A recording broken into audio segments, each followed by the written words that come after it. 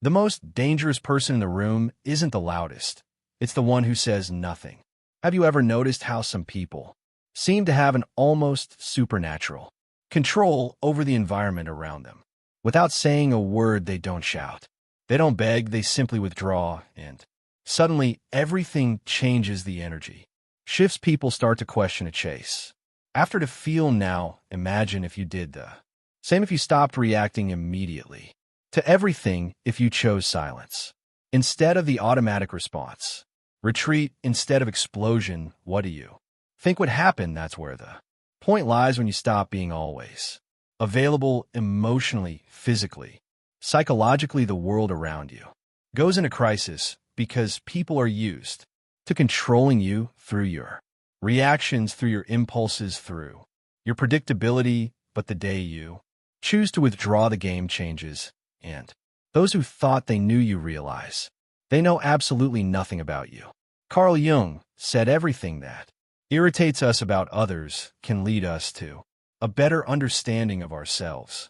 Now think about this: when you become inaccessible, who really gets desperate? Who gets irritated? Who tries to provoke you just to elicit some emotion back? This reveals more about the other than about you, and it mainly reveals how much you are still being manipulated without realizing it. You keep giving yourself to please, to maintain peace, to not lose people who deep down were never really with you, and with every forced yes, every immediate response, every emotional reaction, you give away a piece of your energy, and at the end of the day, what's left? Tiredness, frustration, and emptiness. You can't explain, but I'll tell you why. Because you're too available for those who don't deserve even a minute of your silence. This video is not about turning your back on the world. It's about choosing yourself. It's about learning what Jung called individuation, the process of becoming whole, authentic, complete. And this process begins when you understand that silence can be stronger than 1,000 arguments, that withdrawal, when it comes from awareness and not from escape, is an act of power. So I ask you now, looking into your eyes, how long will you continue to be controlled by the emotions of others? How long will you react like a puppet every time someone pokes your wound? Maybe it's time to cut those strings, to withdraw, to become a mystery, because when you stop being available, everything changes. You have been taught to always be present, to respond quickly, to please, to say yes even when you wanted to say no. Since childhood, you have been conditioned to believe that your worth lies in how available you are to others. But here's a truth that perhaps no one has told you with this clarity: this excessive availability is not a virtue, it is a prison. And as long as you continue to think that you need to be accessible all the time, emotionally or otherwise, you will be manipulated, drained, and forgotten as soon as you are no longer useful. Do you know why? Because being always available makes you seem predictable, and everything that is predictable becomes a tool. People start to use you as an emotional emergency button. They press it when they want attention, relief, validation, and then put you back on the shelf. But you don't realize this because you are trapped in an illusion that being present for everyone will make someone be present for you. But it doesn't work that way. Carl Jung spoke about the persona, this mask we wear to be accepted, loved, recognized, and it is exactly this mask that keeps you overly available. You say it's okay when you are suffocating. You respond to messages immediately, even when you are exhausted. You explain yourself, justify yourself, defend yourself as if you owe something to the world. But the truth is that the more you place yourself at the center of others' stage, the more you disappear from your own being. Available all the time is a subtle form of self-abandonment, is a disguised way of seeking approval, avoiding rejection, trying to control the image others have of you. But this control comes at a price, and the price is your peace. It is your vital energy being distributed as if it were infinite, when in fact it is limited. Very limited people who want you available all the time, in fact, do not want you. They want what you provide: validation, company, distraction, emotional comfort. But when you change, when you set a boundary, when you refuse to react those. Same people get irritated, accuse you, say, "You are weird." It's not because you changed, it's because you stopped being functional for them. And here's the Krilla's point: the more available you are, the less value others give you, because what is too abundant becomes emotional. No one respects what they don't have. To earn, no one values what is always there. So now stop and think: who truly deserves your time? Who deserves your attention, your presence, your listening? Or better yet, who deserves your absence? But before answering that, we need to understand one essential thing: why do we react so much? Why do we give in so easily? What is behind this almost automatic desire to respond, justify, and please? The answer lies in what Carl Jung called psychic energy, and that is what we will talk about in the next part. Because your energy is all you have, and if you don't learn to protect it, someone will use it against you. If this content is making sense to you, click the subscribe button and subscribe to the channel. Thank you for your support. Carl Jung did not see the human psyche as an automatic machine that reacts to stimuli without consequences. For him, our mind is like an energy system, and every thought, emotion, and action consumes a part of that energy. The question is, are you choosing where your energy goes, or are you letting the world decide for you? Every time you react impulsively, you are wasting psychic energy. When you defend yourself against a criticism that didn't even deserve attention, when you respond to a provocation just to prove you are right, when you engage in useless discussions, when you try to please those who do not value you, you are spending your inner strength on what does not nourish you. And Jung was clear that which you resist persists. The more you react, the more you bind yourself. People who live emotionally drained are not weak, they are misdirected. And do you know what happens to someone who lives exhausted? They become vulnerable, and when you are vulnerable, you become easy prey, manipulative, opportunistic, and emotionally needy. People can sense this. They notice that you do not know how to guard your energy, that you react to everything, that you're always trying to solve the world, and they take advantage of it. Jung said that a healthy psyche is one that knows how to keep energy within the system. This means knowing how to say no without guilt, knowing how to remain silent without feeling cowardly, knowing how to observe before acting, because true power is not in reacting, it is in choosing when and how to act. And this is only possible when you know yourself well enough to recognize your own impulses. How many times have you lost sleep over an unresolved conversation? How many times have you spent hours ruminating on what you should have said, or trying to understand why someone treated you poorly? This is energy being drained without return. You're keeping alive ghosts that should have died long ago, and feeding dynamics that only exist because you insist on responding. Psychic energy is like a force field. When well guarded, it creates presence. You enter a room and command respect without saying a word, but when poorly managed, you become invisible, reactive, fragile, and the world has no mercy for those who give in easily. Therefore, start observing your own triggers. What makes you react automatically? What makes you lose your center? These are the exact points where your energy escapes, and that is where you need to work, not to become cold or indifferent, but to be selective, to be sovereign over yourself.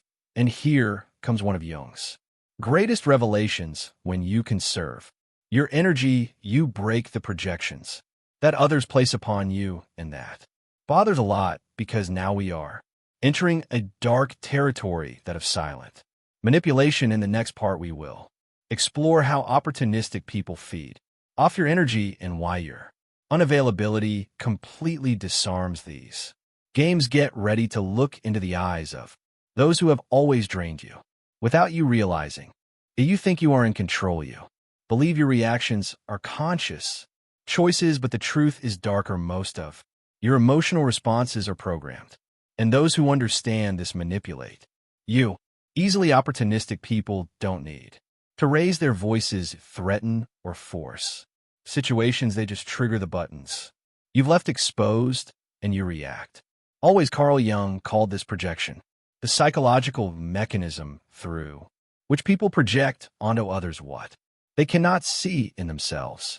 But there is another side to this phenomenon that few notice while others project onto you. You also become the receptacle for these images, and the more emotionally available you are, the more you become a blank canvas for these projections. You know, that friend who only reaches out when they are in crisis, that partner who always needs you to save the day, that person who praises you, but only as long as you're useful to them. None of this is by chance. They are not relating to you, they are relating to the idea of you, to the role you agree to play. And why do you agree? Because you are afraid of disappointing, afraid of not being loved, afraid of being abandoned. The most effective manipulation doesn't happen in shouting.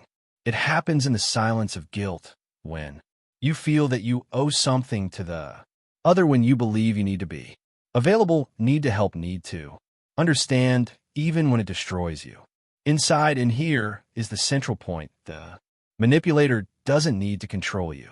They just need you to keep reacting the same way. But when you stop reacting, the game breaks. When you start saying no, responding with silence, withdrawing, instead of explaining yourself, the projections begin to crumble. The mask they put on you falls, and this leaves people unsettled because they no longer know who you are, and worse, now they are forced to look at themselves, and not everyone is prepared for that. Your unavailability is a threat because it forces others to confront their own emptiness. The silence you offer reveals the internal noise they don't want to hear. And then comes the attack, the criticism, the emotional drama, not because you are wrong, but because you stopped serving as a convenient mirror.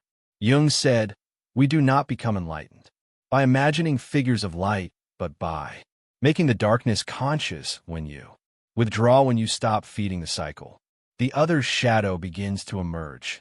And this is unbearable for those who have always used you as an escape. But what about you? Are you ready to deal with the discomfort of being misunderstood, rejected, or even attacked for protecting yourself? Are you ready to endure the silence that comes after the rupture? Because it is precisely in that silence that a new kind of power is born. And that is what we will talk about. Now, in the next part, you will understand why silence can be the most devastating weapon of the human psyche, and how it completely changes the dynamic between you and the world. The modern world is noisy. Everyone wants to be heard, wants to respond quickly, wants to win pointless debates and prove their point, even if it costs them their own peace. But there is a power that few know, and even fewer master: the power of silence, not the silence of passivity or cowardice, but conscious, strategic, brutally lucid silence, the kind of silence that is not absence, but amplified presence. Jung saw silence not as a void, but as a fertile ground for inner transformation. When you stop reacting, you begin to observe, and by observing, you see patterns that previously went unnoticed. Emotional repetitions, manipulation, games, cycles of self-sabotage. Silence allows for lucidity, and lucidity is dangerous for those who live to control. Have you noticed how some people panic when you don't respond, when you don't explain yourself, when you simply disappear? It's not because they miss you. It's because your silence takes away their narrative control. While you speak, you are still in the game, but when you are silent, you change the rules, and that unbalances anyone who thrives on your reaction. True silence is not the absence of voice. It is mastery over one's own energy. It is the refusal to be dragged down by someone else's emotions. It is the conscious choice not to engage in battles that are not worth your wear. Jung said that individuation, the process of becoming who you truly are, requires this distancing, because only in silence can you listen to yourself without the world's interference. But don't be fooled. Silence has a price. It will distance you from people who only valued you for the role you played. It will make you incomprehensible to those who only saw you through their own projections. It will make you seem cold, distant, arrogant, but all of this is a reaction from those who never wanted to deal with your depth, only with your utility. And here is the hard truth: the more you mature, the more selective you become with your words, because you understand that each sentence is an energetic investment, and not everyone deserves access to your truth. Sometimes silence is not retreat, it is sovereignty. It is the language of those who no longer need to prove anything to anyone. Silence is uncomfortable because it forces the other to deal with their own thoughts, with their own internal noise, and this discomfort reveals more about them than any argument of yours could reveal. You don't need to explain your absence. It explains itself, and those who feel threatened by it reveal how much they depended on your imbalance to maintain their own control. But the most powerful silence is not the one that disturbs the other. It is the silence that reconstructs you from within, the silence that connects you to something beyond external approval. It is in this internal space, free from others' demands, that you begin to recover your vital energy, to reconnect with your essence. And this is precisely what we will talk about in the next part, because it's not enough to just cut out external noise. You need to relearn how to use your energy consciously, to choose where it goes, where it stays, and most importantly, where it should never be wasted. It's time to learn to be selective with your own soul. If you're in the process of reclaiming your energy and setting boundaries, you'll find real value in my book, Beyond the Shadow. It breaks down Jung's most important ideas and gives you tools to protect your energy, set boundaries, and reconnect with your true self. Link is in the pinned comment. It's no use understanding all of this intellectually if in practice you continue saying yes when you mean no, responding to messages that bother you, participating in empty conversations, and maintaining relationships that only exist out of inertia. Awareness without action is just another form of self-deception. True transformation begins when you firmly decide to become selective, and this requires emotional discipline. Conscious unavailability is not about being cold, arrogant, or indifferent. It's about no longer being accessible to anyone at any time for any reason. It's about taking control of your own energy, your own time, your own peace. And this starts with small actions: not responding immediately, breathing before reacting, leaving a discussion before being dragged into chaos, turning off your phone without guilt, saying not today, saying I'm not interested, saying I won't get involved. But here's the most important part: you don't need to justify your absence. You don't need to explain your silence. You owe nothing to anyone but yourself. And this, for many people, is unforgivable, because when you refuse to explain yourself, you take away the other person's power to keep you within an emotional narrative where you are always the helpful, understanding, accessible one. Carl Jung understood that every process of individuation goes through isolation, but not a depressive isolation, a sacred isolation, a time of inner retreat where you relearn to listen to your own voice without the world's interference, where you rebuild your identity not based on the gaze of others, but from your own center. One know a good thermometer for your evolution.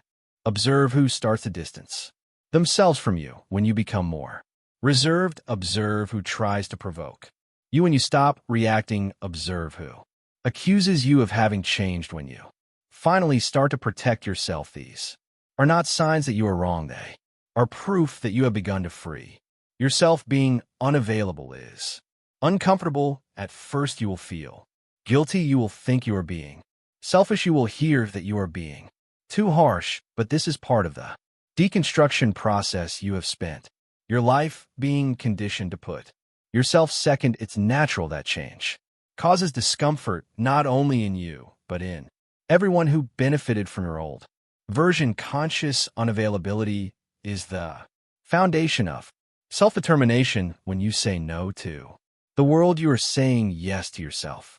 When you withdraw from a toxic environment, you are reaffirming that Your peace is worth more than any false connection, and when you stop explaining yourself, you begin to be respected even if it's by few, but not everyone is ready for this type of presence because your emotional absence will expose wounds they do not want to face. It will reveal how much they depended on your emotional chaos to feel in control, and it is at this moment that the rupture comes, and with the rupture comes the pain, the loneliness, the estrangement, the feeling that you're losing something when in fact you're just freeing yourself. But what happens after that, what comes after the distancing, what is born from the silence? In the last part, we will talk about this, about the rebirth that only happens when you have the courage to be misunderstood, to be alone, and to become whole on your own. It's time to understand why the loneliness of the strong is the path to true freedom. When you stop being available to everyone, something profound begins to happen. First comes the silence, an uncomfortable silence that seems to scream inside you. You wonder if you did the right thing, if you're being too harsh, if you're losing people who liked you. But gradually this silence transforms. It begins to cleanse, to calm, to heal, and then comes solitude, but not the solitude of absence. It is the solitude of total presence, your own, the solitude of the strong, the solitude of one who no longer betrays themselves to keep others close. And in that space where there was once confusion, clarity enters. Where there was once anxiety, peace enters. Where there was once neediness, a new kind of strength enters. The strength of being whole within yourself. Carl Jung said that the process of individuation, becoming who you really are, requires you to distance yourself from the collective that you disidentify, from the mosque that you walk alone for a while. And that is exactly what you are doing. When you decide to become unavailable, you are not fleeing the world, you are returning to yourself. It is at this point that you stop being a reactor and become a creator. You cease to be shaped by circumstances and begin to shape your reality from within. The people who feel uncomfortable with your absence, they reveal that they never wanted you. They wanted the role you played, and now that you no longer fit, they don't know what to do with you. And that is liberating. You will lose people, but you will find yourself. You will distance yourself from places, but you will reconnect with your essence. You will become misunderstood, but finally you will begin to be respected, because when you are no longer available for anything, you become valuable, rare, unforgettable. And don't be fooled. This is a rebirth and new beginning, the start of a life where you are no longer available for emotional crumbs, full mind games, for voids disguised as affection. Now you only accept what resonates with your peace, with your truth, with your wholeness. And if you have made it this far, it's because a part of you is already ready for this new path. A part of you has already understood that being loved means nothing if for that you have to abandon yourself. And that true self-love begins when you choose yourself, even if it costs you to be alone for a while. Now tell me in the comments, are you ready to be misunderstood, rejected, or even hated in the name of your inner freedom? Are you willing to pay the price of being you? If this message touched you, if it made sense, write in the comments, I choose my peace. Let's see how many here are ready for this transition. And don't forget, keep watching the next video. It's important, much more than you imagine. See you there.